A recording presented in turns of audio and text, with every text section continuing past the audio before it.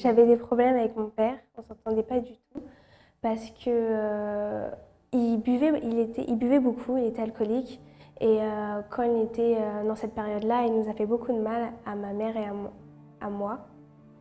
Et ça allait toujours avec des insultes entre nous, on se disputait tout le temps. On se disputait, c'était tout matin, midi et soir. On ne s'entendait pas, on ne se parlait pas. Mon père a failli mourir, mais moi, ça me faisait rien. Ça me faisait rien, ça me faisait ni chaud ni froid dans ma tête. Je me disais juste, s'il meurt, bah, il y aura moins de disputes, on sera en paix à la maison. Et donc, ce qui fait que je suis devenue méchante envers mes parents, envers ma sœur, envers tout le monde. J'avais un comportement très égoïste. J'avais un comportement néfaste pour ma famille. J'étais vraiment celle qui divisait un peu la maison. Après, je suis arrivée au centre d'accueil parce que ma maman m'a invitée. Et donc, je suis restée, je suis rentrée dans la FJF. Quand je suis arrivée à la FJF, j'ai vu que personne ne me jugeait de la façon dont j'étais. J'étais pas souriante, ils étaient tout le temps souriants et ils étaient là, ils m'aidaient en fait. Ils m'aidaient, ils faisaient aller, ils me poussaient à aller plus loin, tout le temps. Une conseillère est venue me voir et elle m'a demandé pourquoi j'étais aussi mal. Parce que c'est vrai que dans mon comportement, ça se voyait que j'étais mal dans ma peau, que j'étais un peu, que j'avais une rancune, que j'avais quelque chose qui bloquait en moi. Et on en a discuté et j'en suis arrivée à mon père et elle m'a dit si toi tu pardonnes pas, si toi tu fais pas un pas, lui il va jamais faire un pas vers toi. Elle m'a dit que lui, un jour ou l'autre, il pouvait, s'il meurt, bah, après ce serait être moi qui allait me sentir encore plus mal. Et là, ma vie serait fichue. Et donc j'ai décidé de pardonner. C'était super difficile. Ça m'a pris des mois à me dire oui, c'est ma faute, je dois demander pardon à mon père. Ça m'a pris beaucoup de temps. Mais un jour, il y a eu la campagne d'Israël, mais aussi le jeûne de Daniel. Et c'est là où j'ai compris qu'il fallait que je pardonne.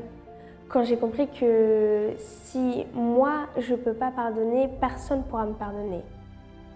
Et là, j'ai compris qu'il fallait que je pardonne. J'ai vraiment tout donné. J'ai tout lâché, j'ai tout donné au jeûne de Daniel. Je me suis vraiment libérée de cette rancœur. Et à Campagne d'Israël, j'ai donné mon tout pour que mon père et moi, on vienne à être enfin père et fille. Pour qu'il vienne à me pardonner et qu'il soit mieux aussi. Aujourd'hui, j'aime mon père. Je l'aime beaucoup et c'est vrai que le lien qu'on avait avant, il était vraiment rompu. Donc aujourd'hui, ça va vraiment mieux, on s'entend bien, on rigole, ma famille, elle est unie. Il n'y a plus autant de disputes entre mes parents. On est tous unis. Aujourd'hui, je suis bien à l'école, j'ai des amis de la FJF, ils sont toujours là, je me sens beaucoup mieux. Soyez bienvenus à cette émission France en direct. Et aujourd'hui, nous allons continuer notre témoignage avec Madame Massianga. Et cette fois, nous aurons ici son fils qui était autiste, mais qui aujourd'hui sera là pour rendre témoignage. Mais avant que je parle avec eux, je vais vous dire une chose. Nous devons lutter pour être champions ou vainqueurs. Il y a des dons que vous avez, que vous ne savez pas, mais que vous pouvez mettre en pratique et changer complètement votre vie. Au centre d'accueil, beaucoup de personnes ont été récupérées, des personnes qui pensaient qu'ils n'avaient pas de grande valeur, mais qui aujourd'hui, elles sont un exemple, sont un point de repère, et tout cela à travers une foi intelligente. Au centre d'accueil, nous pratiquons une foi intelligente. Comme nous avons écouté hier, Madame Massianga, elle avait une religion. Elle croyait en Dieu. Elle a trouvé un pasteur. Bon, mais là, je vais parler avec elle. Bonjour, madame. Bonjour, évêque. Bonjour, Rodrigue. Bonjour, évêque. Bonjour. Vous m'avez dit hier que vous êtes arrivé au centre d'accueil. Vous aviez beaucoup de problèmes, n'est-ce pas? Votre fils était autiste. Oui, évêque. Et vous? Et vous avez un autre qui était autiste aussi, n'est-ce pas? Oui, tout à fait. Vous avez pensé au suicide? Au suicide, j'en pouvais plus. J'en pouvais plus. C'était trop. C'était trop. Et vous avez pensé même finir avec votre vie. Et heureusement, un pasteur qui n'avait pas d'église, n'est-ce pas? Oui. Qu'est-ce qu'il a dit même? Il a dit que... Il a dit que lui, il ne peut pas, notre problème est très lourd et lui ne peut pas le résoudre. Par contre, il connaît une église qui est très sérieuse. Et sinon, très sérieuse. Le centre d'accueil. Le centre d'accueil, parce que là-bas, il y a un collège de pasteurs. Donc les gens, on ne fait pas n'importe quoi. Donc si nous on arrive, on écoute les choses, on met en pratique, on s'investit, il est sûr que Dieu transformera notre vie. Ok. Et est-ce que c'est vrai ce qu'il a dit? C'est exactement vrai, évêque. Ok. C'est exactement, vraiment, c'était même une prophétie. Je pense que c'est Dieu qui parlait même. Parce que j'en avais besoin. Je n'ai pas de doute qu'il a été Dieu qui a envoyé un ange. Et cet ange vous a encheminé vers le centre d'accueil. D'ici à quelques moments, nous allons savoir qu'est-ce qui s'est passé, mais regardez plus de témoignages et après nous retournerons. Je m'appelle Vanessa. Avant d'arriver au centre d'accueil universel, j'étais une personne en fait qui avait besoin des autres personnes ou que les circonstances de ma vie soient bien pour être heureuse en fait. J'étais quelqu'un de très vide.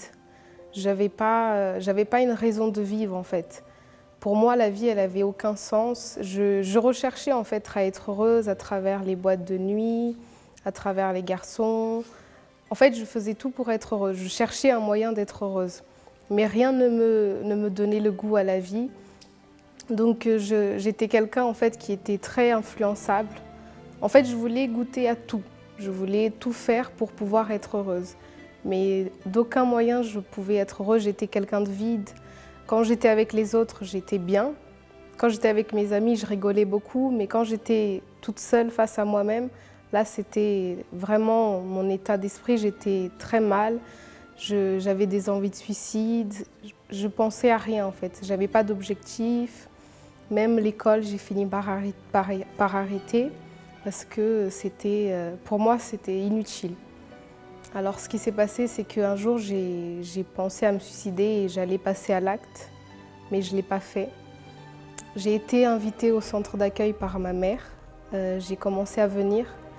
Et pour moi, en fait, j'écoutais le pasteur parler et il parlait de la campagne d'Israël.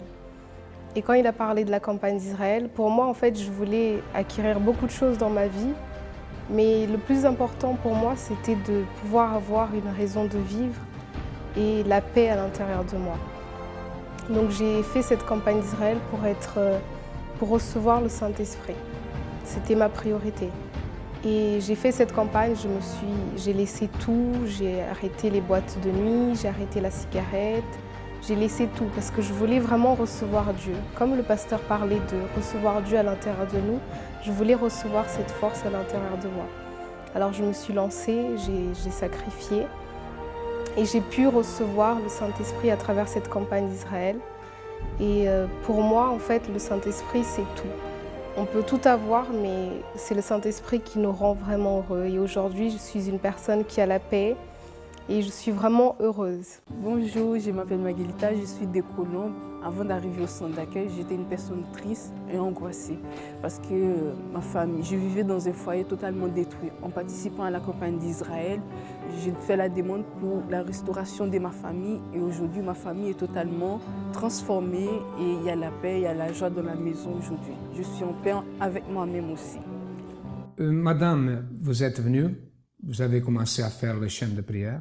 Vous avez dit hier, vous avez dit qu'est venue la campagne d'Israël. Le pasteur vous a convaincu de ne pas participer, n'est-ce pas? Tout à fait. Et qu'est-ce que vous avez fait?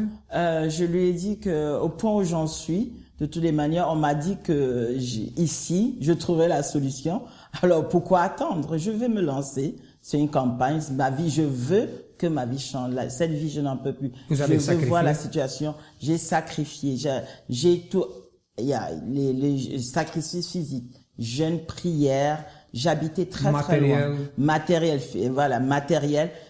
Ce que j'avais, ce que je recevais tous les mois pour eux, sincèrement, j'ai sacrifié. Vous avez mis sur l'autel? J'ai mis sur l'autel. Volontairement? Volontairement. De toutes les manières, il était question que je ne le fasse pas. Ok. Et cette campagne, vous avez demandé quoi? le changement de la famille? Je voulais que mon fils soit le bébé que j'ai eu au monde, qui est né normal. Je voulais le revoir comme il était né, pas comme toute la science m'a dit qu'il est. Parce qu'à l'école, ils ont dit qu'il n'y avait pas de solution. À l'école, il n'y avait pas de solution, on l'a exclu. On l'a sorti du système scolaire. Ici, que vous avez dit qu'ils restaient condamnés à rester sous la tutelle permanente de leur mère. Oui, parce que on ne voulait plus de lui dans le système scolaire. On m'a proposé des centres médico-psychologiques. En fait, c'est un garage pour vraiment l'aider à mourir à petit feu, parce qu'ils n'avaient pas de solution, il n'y a pas de soins. Donc on a été visité. Mais vous avez participé de la campagne d'Israël. J'ai participé de la campagne d'Israël. Ok. J'ai ici Rodrigue Massianga. Je pense que ce nom c'est connu de beaucoup de personnes. Qu'est-ce que représentent ces médailles que vous avez là? Médaille d'or sur 100 mètres et sur 200 mètres au championnat de France. Okay. Une c'est de 100 mètres et les deux sont de 100 mètres? Non, une au 100 mètres et une sur 200 mètres. Ok, les médailles d'or. Oui, médaille d'or. La première place, la première position, c'est ça? La première position. Champion. Vous êtes champion de France de 100 mètres, c'est ça? Oui, et du 200. 200 et 200. 100 et 200 mètres, double champion. Double champion. Double champion. Là, et là ici, deux médailles. Mais était lui qui était autiste? C'est lui qui était autiste. Qu'est-ce qui s'est passé? Le grand miracle, le grand miracle. Vraiment, c'est le seul mot que je peux, parce que c'est depuis l'année dernière, il a été découvert à l'église, au groupe jeune, dans les activités du groupe jeune de l'église. Et c'est parti de là qu'on l'a testé dans un club. Et il a couru 3 fois. L'année dernière, la 3e fois, il était vice-champion de France. Vice-champion.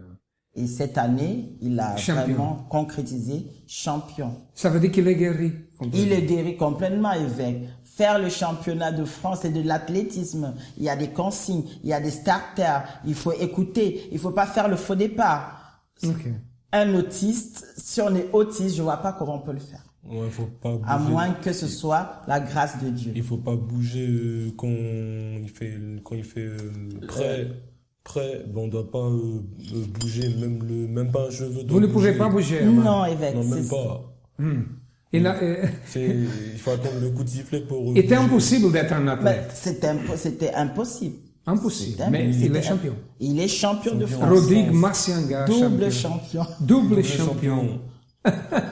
Bon, laissez-moi parler avec cet ami qui nous écoute maintenant.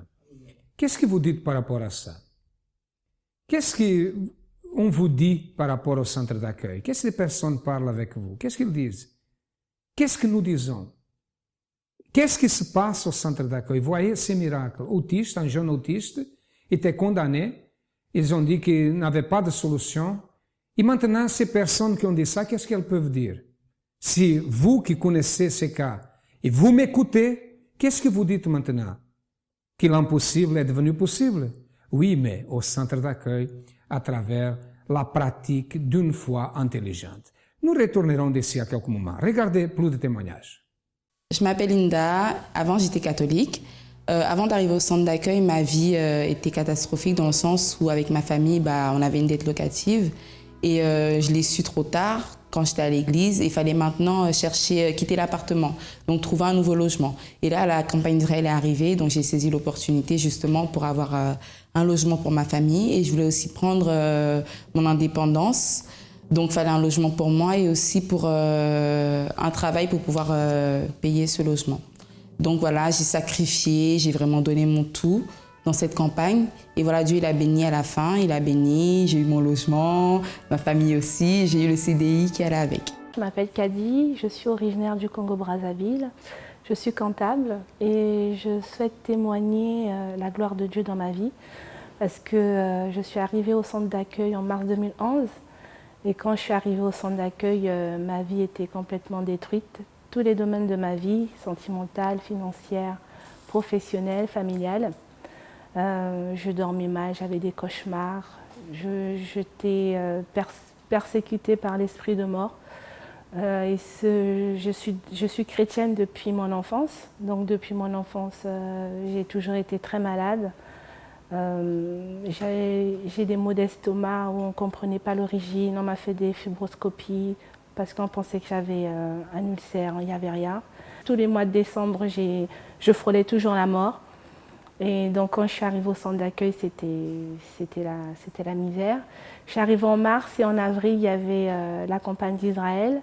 Donc je commençais une formation, mais je finissais jamais parce que justement je tombais malade, j'ai arrêté, c'était l'horreur. Et quand on a parlé de la campagne d'Israël, j'ai pas hésité à faire la campagne. Et donc j'ai fait la campagne d'Israël. J'ai déterminé que je voulais aller jusqu'au bout parce que j'allais jamais au bout des choses. Et par rapport à la campagne d'Israël, j'ai eu mon DUT au bout de 10 ans. Je sacrifiais à chaque campagne parce que je connais l'importance du sacrifice de Dieu dans ma vie. Voilà. Vous luttez depuis des années contre un problème ou pour un rêve qui paraît impossible et que vous n'avez toujours pas atteint. Je t'implore pour ma libération. Personne ne peut lutter pour vous. Contre tout et contre tous.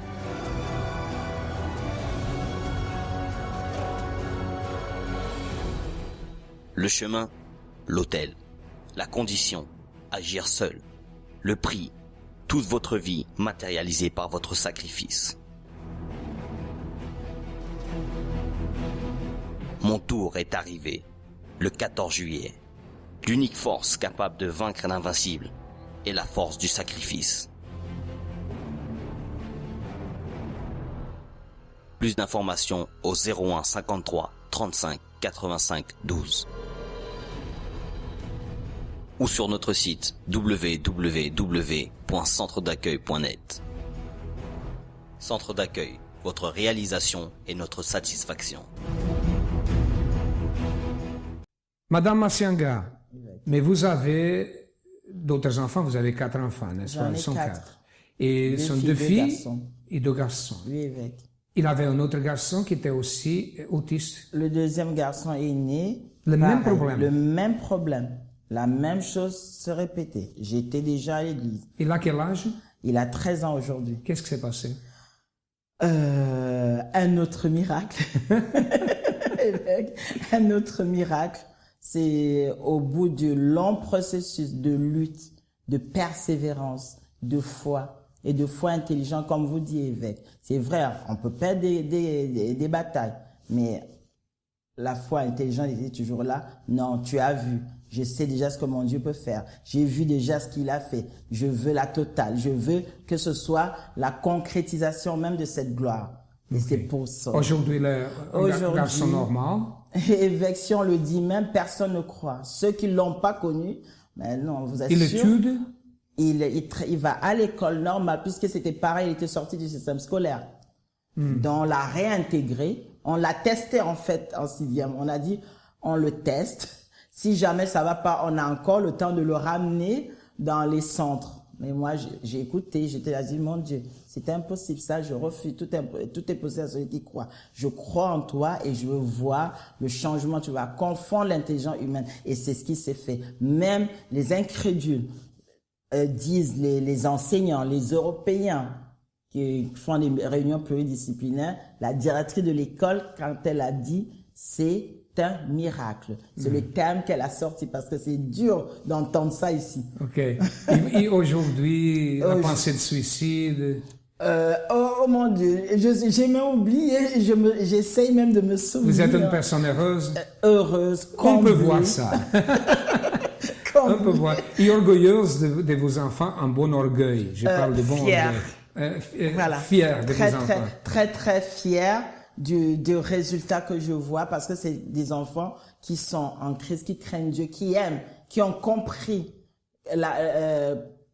pourquoi on est là et pourquoi cette bataille que j'ai menée jusque-là, c'était pas facile, mais on a tenu et ils aiment Christ et ils sont là, ils s'investissent. Ça, je suis fière. Rodrigue, tu participes aux Forces Jeunes, au groupe jeune du centre d'accueil. Oui, Forces Jeunes. Qu'est-ce que représente pour toi le groupe jeune? Ben, c'est une grâce de Dieu en fait, parce qu'en fait j'ai connu le groupe jeune quand j'habitais à Évry. Oui. Moi, Et le groupe jeune vous a aidé? Oui, ça m'a beaucoup aidé. Amen. Et c'est comme ça que j'ai pu m'en sortir des situations les plus difficiles. Amen. Grâce à Dieu. C'est ça qui se passe au centre d'accueil. Regardez plus de témoignages et d'ici à quelques moments, nous retournerons. J'étais quelqu'un vraiment de misérable. J'étais le plus souvent dans la tristesse et dans l'angoisse parce que j'étais beaucoup préoccupé par mes problèmes que celui de Dieu. Jusqu'à ce que j'ai pris une décision et que j'ai vu ma vie se transformer. Alors, par la persévérance, j'ai continué jusqu'à ce que tout soit rétabli. Parce qu'en fin de compte, la tristesse et l'angoisse venaient du fait que j'étais beaucoup endetté. Donc cela me préoccupait beaucoup et que vraiment je ne me donnais pas aux choses de Dieu. Jusqu'au jour où j'ai pris la décision, je me suis donné et que là maintenant ma vie s'est transformée totalement. Jusqu'à maintenant que je vous parle, je suis vraiment dans la paix, dans la joie et que je suis devenu quelqu'un qui anticipe les choses alors qu'au début, c'est quelque chose que je ne faisais pas. Parce que pour moi, j'aimais beaucoup la facilité et que maintenant, j'ai compris que seulement par le sacrifice, seulement par beaucoup de choses en luttant, que je dois obtenir une victoire. Parce que j'étais une femme trahie. J'étais mariée depuis 13 ans et il y avait au moins 9 ans de vie de trahison. Et donc, entre-temps, j'ai une vie complètement dépressive. J'étais angoissée, je ne me faisais pas confiance, je ne faisais confiance en personne. Voilà, j'avais une vie vraiment détruite. Et en arrivant au centre d'accueil, je me suis fait aider dans la prière. J'ai fait mes chaînes de prière, je suis restée fidèle à mes chaînes de prière. Et du coup, ma vie, elle a complètement changé. J'ai eu confiance en moi, j'ai eu de l'audace d'entreprendre plein de projets que je n'aurais jamais osé avant.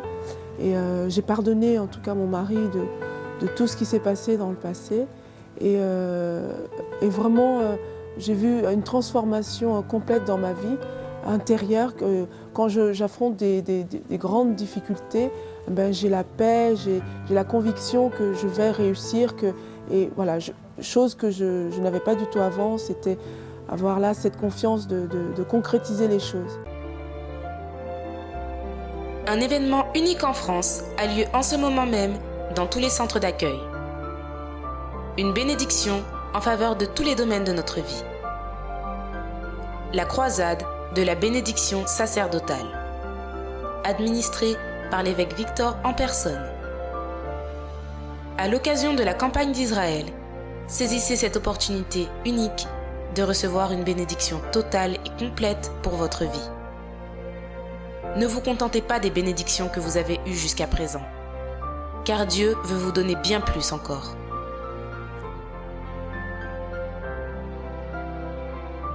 Vous pouvez vous renseigner dès à présent pour connaître la prochaine étape de la croisade